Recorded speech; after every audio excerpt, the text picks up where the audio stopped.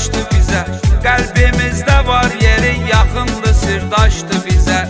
Ona qardaş deyirik, o dostu, yoldaşdı bizə. Kim ki göstərir hörmət, ehtiram Ağdamlılara.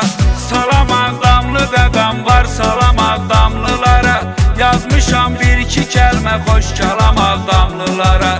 Salam Ağdamlı qaqam var, salam Ağdamlılara. Yazmışam bir iki kəlmə, xoş kəlam